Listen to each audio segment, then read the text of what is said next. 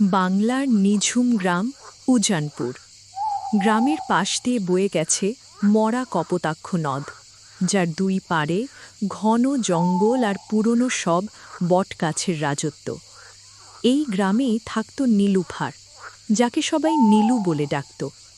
নীলু ছিল গ্রামের সবচেয়ে সুন্দরী মেয়ে। তার লম্বা কালো চুল আর ডাগর চোখের মায়ায় যে কোনো পুরুষই পথ হারাতে বাধ্য। কিন্তু সেই রূপই যে তার জন্য কাল হয়ে দাঁড়াবে তা কেউ ভাবেনি। ঘটনা শুরু হয় এক বর্ষণ মুখর সন্ধ্যায়। নীলু তার বাড়ির পেছনের পুকুর পাড়ে চুল শুকাতে গিয়েছিল। গ্রামবাংলার লোককথা অনুযায়ী খোলা চুলে সন্ধ্যার পর একা থাকা বিপজ্জনক। ঠিক তখনই নীলু অনুভব করল কেউ একজন তার দিকে এক দৃষ্টিতে তাকিয়ে আছে। সে লক্ষ্য করল পুকুরের ওপারে হিজল গাছের নিচে দাঁড়িয়ে আছে এক দীর্ঘ কায়ের সুদর্শন যুবক। তার পরনে রাজকীয় পোশাক, চোখে এক অদ্ভুত সম্মোহনী আকর্ষণ। নীলু ভয় পেলেও লোকটির চোখের মায়া কাটাতে পারল না। সেই যুবকটি ছিল শাহজাদ, একজন শক্তিশালী পুরুষ আশিক জিন। শাহজাদ নীলুর প্রেমে মত্ত হয়ে উঠেছিল। সে মানুষের রূপ ধরে নীলুর সাথে যোগাযোগ শুরু করে। প্রথম দিকে নীলু ভয় পেলেও শাহজাদের মায়াবী কণ্ঠ আর অলৌকিক উপহার, যা সে মুহূর্তে মুহূর্তে হাজির করত, নীলুকে দুর্বল করে দিল।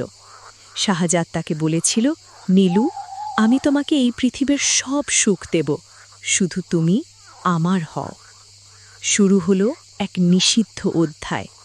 গভীর রাতে যখন পুরো গ্রাম ঘুমে আচ্ছন্ন থাকত, শাহজাদ নীলুর ঘরে আসত। এক অশরীরী শক্তির সাথে মানুষের এই মেলামেশা বা জিনা নীলুর শরীরে ও মনে এক অদ্ভুত পরিবর্তন আনতে শুরু করল। নীলু দিনে দিনে ফ্যাকাশে হয়ে যাচ্ছিল। তার গায়ের রং হলদেটে হয়ে গেল, চোখের নিচে গভীর কালো দাগ। সে কারো সাথে কথা বলতো না, সারা দিন ঘরের কোণে ঝিমিয়ে থাকত। কিন্তু রাত হলেই তার চোখে এক বিজাতীয় চকমক ফুটে উঠত। নীলুর মা প্রথম ব্যাপারটা বুঝতে পারেন। তিনি দেখলেন মাঝরাতে নীলুর বন্ধ ঘর থেকে ফিসফিসানি ভেসে আসে এবং ঘরে তীব্র কস্তুরীর সুবাস পাওয়া যায়। একদিন জানলার ফাঁক দিয়ে তিনি যা দেখলেন তাতে তার রক্ত হিম হয়ে গেল।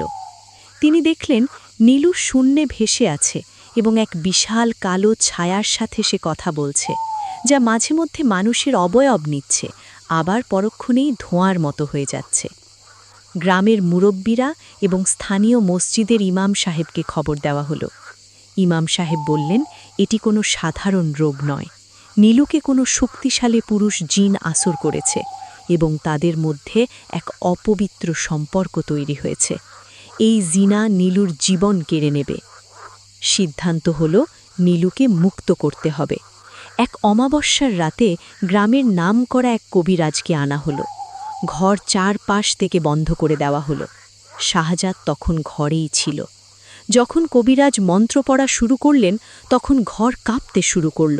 আসবাবপত্র এদিক ওদিক ছিটকে পড়তে লাগল। এক বিকট গর্জনে শাহজাদ তার আসল রূপে আবির্ভূত হল। তার উচ্চতা ঘরের ছাদ ছুঁই ছুঁই, চোখ দুটো জ্বলন্ত কয়লার মতো লাল, আর শরীর থেকে আগুনের হলকা বের হচ্ছে। শাহজাদ চিৎকার করে বলল, নীলু আমার, সে আমার সাথে মেলামেশা করেছে, সে এখন আমাদের জগতের অংশ, তোমরা তাকে নিতে পারবে না। নীলু তখন যন্ত্রণায় ছটফট করছিল। তার শরীর থেকে এক অদ্ভুত কালো ধোঁয়া বের হচ্ছিল। কবিরাজ বুঝতে পারলেন জিনটি নীলুকে মেরে ফেলার চেষ্টা করছে, যাতে সে তাকে রুহানি জগতে নিয়ে যেতে পারে। শুরু হলো তান্ত্রিক আর জিনের এক ভয়াবহ লড়াই। পুরো ঘর যেন এক রণক্ষেত্রে পরিণত হলো। মন্ত্রের শক্তিতে শাহজাদ ধীরে ধীরে দুর্বল হয়ে পড়ল, কিন্তু যাওয়ার আগে সে এক চরম আঘাত হেনে গেল। শাহজাদ অদৃশ্য হওয়ার মুহূর্তে নীলুর কপালে হাত ছোঁয়াল। মুহূর্তেই নীলু এক বিকট চিৎকার দিয়ে মাটিতে লুটিয়ে পড়ল। জিনটি চলে গেল ঠিকই, কিন্তু নীলুর আর জ্ঞান ফিরল না। সকালে দেখা গেল নীলুর শরীরটা একদম কুঁচকে গেছে, যেন কয়েক দশকের বার্ধক্য এক রাতে তাকে গ্রাস করেছে। নীলু বেঁচে থাকল, কিন্তু সে হয়ে গেল এক জীবন্ত লাশ। সে আর কথা বলতে পারে না, শুধু অপলক দৃষ্টিতে হিজল গাছের দিকে তাকিয়ে থাকে। গ্রামের মানুষ আজও বলে, গভীর রাতে নীলুর ঘরের কাছে গেলে এক পুরুষ কণ্ঠের করুণ কান্নার শব্দ শোনা যায়। শাহজাদ আজও নীলুর আত্মার জন্য অপেক্ষা করে। এই ঘটনাটি উজানপুর গ্রামের মানুষের মনে এক চিরস্থায়ী আতঙ্ক গেঁথে দিয়ে গেছে। মানুষ আর জিনের এই নিষিদ্ধ সম্পর্কের মাসুল নীলু আজও তার নিথর অস্তিত্ব দিয়ে যাচ্ছে। অদৃশ্য জগতের সাথে মানুষের সম্পর্ক কখনোই সুখকর হয় না। বিশেষ করে নৈতিকতা ও ধর্মীয় বিধান লঙ্ঘন করে গড়ে ওঠা সম্পর্ক ভয়াবহ বিপর্যয় ডেকে আনে।